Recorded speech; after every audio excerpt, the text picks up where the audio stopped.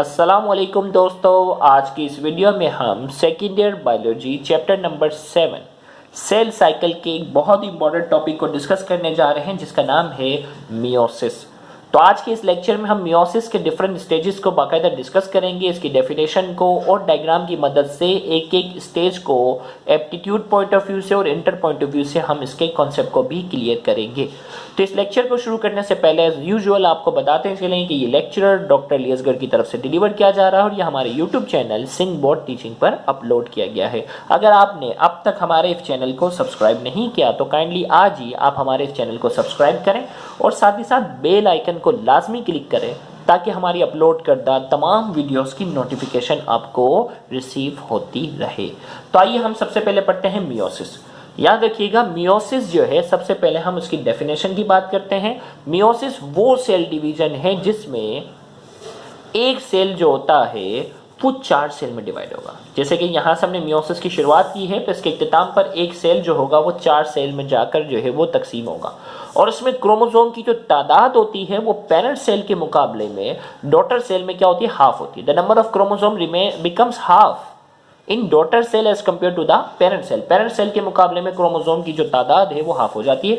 जैसे यहाँ हमने अगर मियोसिस की शुरुआत में क्रोमोसोम की तादाद 6 रखी है फॉर एग्जांपल समझने के लिए, तो इख्तिताम पर इनकी क्रोमोसोम की जो तादाद हो चुकी होगी वो 3 हो चुकी होगी। क्रोमोसोम की तादाद जो है वो हाफ हो गई होगी, क्रोमोसोम की तादाद हाफ हुई होगी और साथ ही साथ एक सेल जो होगा वो 4 सेल में जाकर डिवाइड होगा। जबकि माइटोसिस में क्या था, क्रोमोसोम की तादाद सेम रहेगी और एक सेल जो होगा वो 2 में डिवाइड होगा। मियोसिस में एक सेल 4 में डिवाइड होगा और क्रोमोसोम की तादाद हाफ हो जाएगी। तो आइए हम स्टार्ट करते हैं मियोसिस की डेफिनेशन से पहले। तो मियोसिस की हम डेफिनेशन की बात करते हैं, that type of cell division in which the number of chromosome become half into daughter cell। Chromosome की जो तादाद होगी वो डॉटर सेल में क्या हो जाएगी, हाफ हो जाएगी। and each cell is divided into 4 daughter cell। Her cell जो होगा वो 4 डॉटर सेल में जाकर डिवाइड होगा, is known as meiosis। तो हम क्या कहते हैं, meiosis. Meiosis and reduction division. याद रखिएगा मियोसिस जो है, ये डेफिनेशन आपने ये लिखनी है भाई। मियोसिस क्या है, रिडक्शन डिवीजन है, क्योंकि क्रोमोसोम की तादाद हाफ हुई ना तो मतलब रिड्यूस हो गई। Meiosis and reduction division is a special and prolong type of cell division occurring in the reproduction of germ cell. याद रखिएगा ये माइटोसिस के मुकाबले में काफी प्रोलॉन्ग प्रोसेस होता है और ये जो है वो बेसिकली जर्म सेल के अंदर होता है। यानी जर्म सेल मेल के अंदर स्पर्म और फीमेल के अंदर ओवम, इसके अंदर ये प्रोसेस बाकायदा परफॉर्म होता है। तो मियोसिस की डेफिनेशन के बाद हम इसकी बात करते हैं सब स्टेजेस। याद रखिएगा मियोसिस को हमने जो है वो साइटोकाइनेसिस और कैरियोकाइनेसिस में तो डिवाइड किया ही किया।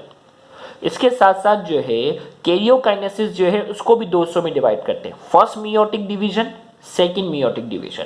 क्योंकि मियोसिस जो होती है वो डबल डिवीजन होती है, फर्स्ट मियोटिक डिवीजन होती है, सेकंड मियोटिक डिवीजन होती है। और पेपर में जो है और फर्स्ट मियोटिक डिवीजन जो है फिर उसमें वही आ जाते हैं प्रोफेज 1, मेटाफेज 1, एनाफेज 1, टीलोफेज 1। और सेकंड मियोटिक डिवीजन में वही prophase 2, metaphase 2, anaphase 2, telophase 2, same वही 4 जो है वो स्टेजेस के नाम है जो माइटोसिस में थे। और पेपर में क्योंकि ये मियोसिस बहुत तवील होता है तो पेपर में बाकायदा प्रोफेज 1 के सब स्टेजेस जो है वो पूछे जाते हैं। तो हमने उस हिसाब से ही बाकायदा नोट्स को भी वही डिस्कस करना है। डायग्राम मैं पूरी समझाऊंगा लेकिन लिखने के लिहाज से पेपर पॉइंट ऑफ व्यू से बताऊंगा कि प्रोफेज 1 कहाँ तक लिखना आपके लिए जरूरी है। The following 5 stages are recognised in prophase 1। Prophase 1 के 5 सब स्टेजेस हैं, लेप्टोटीन, जाइगोटीन, पैकीटीन, डिप्लोटीन और डाइकिनेसिस। पेपर में बाकायदा इन सब स्टेजेस को लिखने को आता है प्रोफेज 1 को। तो पहले हम पूरा मियोसिस समझते हैं और पूरे मियोसिस के बाद मैं आपको बताऊंगा कि पेपर में आपने कैसे नोट्स की शक्ल में लिखना है। तो आपके पास ये जो 5 स्टेज है ना, लेप्टोटीन, जाइगोटीन, पैकीटीन, डिप्लोटीन और डाइकिनेसिस, ये पांचों के पांचों जो है वो प्रोफेज 1 है। फिर इसके बाद मेटाफेज 1, एनाफेज 1, टीलोफेज 1, फिर प्रोफेज 2, मेटाफेज 2, एनाफेज 2 और टीलोफेज 2। हम सबको समझेंगे लेकिन पेपर में आपने ये सिर्फ 5 डायग्राम बनानी है और आपने इस सब स्टेजेस ऑफ प्रोफेज 1 ही बाकायदा लिखकर आना होता है। तो आइए हम प्रोफेज 1 के पहले सब स्टेज पे आते हैं जिसे कहते हैं लेप्टोटीन। याद रखिएगा लेप्टोटीन जो है वो प्रोफेज 1 का पहला सब स्टेज है जिसमें क्रोमोसोम जो होते हैं वो बिल्कुल सिंगल नंबर आ रहा है। क्रोमोसोम जो है वो बिल्कुल सिंगल नंबर आते हैं। Extremely thin thread like structure, बिल्कुल बारीक से thread like, single thread like structure की शक्ल में नजर आते हैं, जिसे कहते हैं क्रोमोनीमा। एक अगर है तो क्रोमोनीमेटा, एक से ज्यादा है तो क्रोमोनीमा। तो क्रोमोनीमा हम जिन्हें कहते हैं, और इसमें जो है वो मुख्तलिफ जगहों पर बीडीड अपीयरेंस आ रही है, तस्बीह के दानों की तरह मुख्तलिफ जगहों पर डार्क पार्ट नजर आ रहा होता है, जिसे कहते हैं क्रोमोमेर। तो ये क्रोमोमेर है, मुख्तलिफ जगहों पर डार्क डार्क हिस्सा जो नजर आ रहा है ये क्रोमोमेर है। और जो बिल्कुल बारीक से धागों की तरह जो स्ट्रक्चर नजर आ रहे हैं, जिसे कहते हैं क्रोमोनीमा।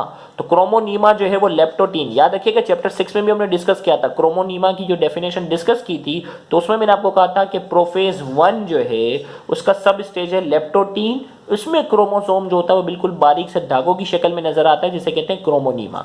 तो ये बिल्कुल बारीक से धागों की शक्ल में नजर आ रहा है, जिसे कहते हैं क्रोमोनीमा। और जो मुख्तलिफ जगहों पर जो डार्क वाला हिस्सा नजर आ रहा है, जो कि बीडीड अपीयरेंस दे रहा है, उसे कहते हैं क्रोमोमेर।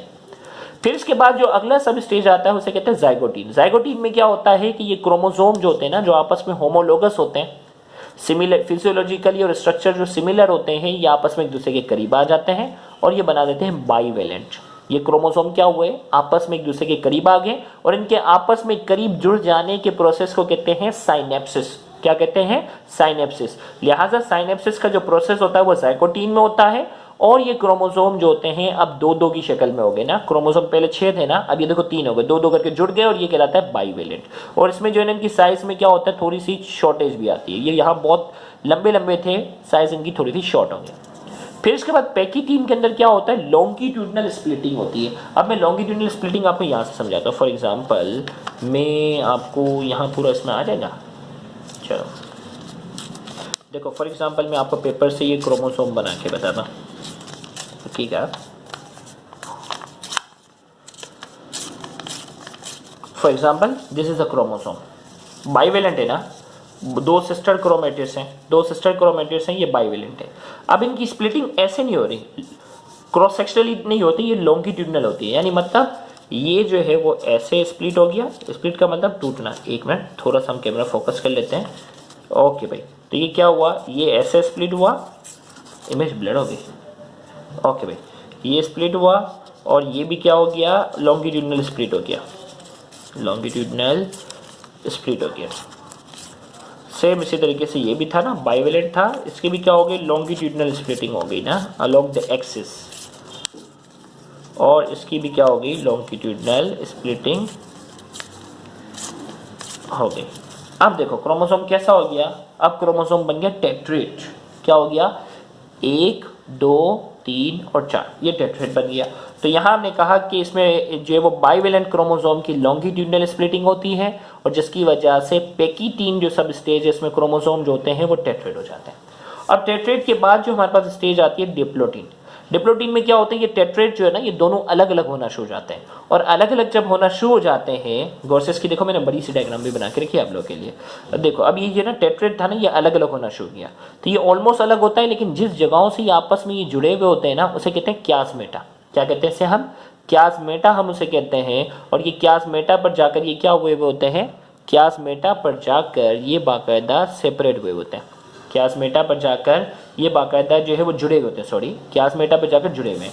तो हमने कहा कि डिप्लोटीन के अंदर ये क्रोमोसोम बाकायदा जो है वो अलग अलग हो रहे हैं, और अलग अलग होकर ये जिस जगहों से जुड़े हुए हैं ना, उस जगहों पर उसकी पॉइंट ऑफ अटैचमेंट को हम नाम देते हैं क्यासमेटा।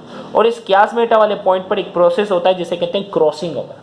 क्यासमेटा वाले पॉइंट पर एक प्रोसेस होता है जिसे क्या कहते हैं, क्रॉसिंग ओवर। क्रॉसिंग ओवर में क्या होता है, क्रोमोसोम का जो पार्ट होता है ना वो एक्सचेंज होता है। फॉर एग्जांपल अगर मैं यहाँ थोड़ा सा शेप वो कर दूँ, एक को मोटा बना देता हूँ ताकि आपको समझाने में आसानी हो। ये थिक वाला क्रोमोसोम था, क्योंकि ये ना बॉल पेन और ब्लैक मार्कर का जो कलर है ना वो वीडियो में ऑलमोस्ट सेम आ रहा है। तो अब देखो ये क्रोमोसोम जो है वो आपस में क्या थे, कनेक्टेड थे। अब क्यासमेटा पे क्या हुआ, ये जुड़े हुए ना, अब जैसे ही वो अलग होते हैं ना, तो इस क्रोमोसोम का छोटा सा हिस्सा जो है वो ब्लैक वाले के पास चले जाता है, और ब्लैक का छोटा सा हिस्सा जो है वो इसके पास चला गया। जैसे मिसाल के तौर पर देखो, ये जब अलग हुए ना, तो ब्लू जो बॉल पेन से बनाया हुआ है ना, इसका छोटा सा टुकड़ा जो है वो ब्लैक वाले के पास चला गया, और इस बॉल पेन वाले के पास ब्लैक वाले क्रोमोसोम का छोटा सा हिस्सा जो है वो इसके पास क्या हो गया, एक्सचेंज होकर इसके पास चला गया। इस प्रोसेस को हम कहते हैं क्रॉसिंग ओवर।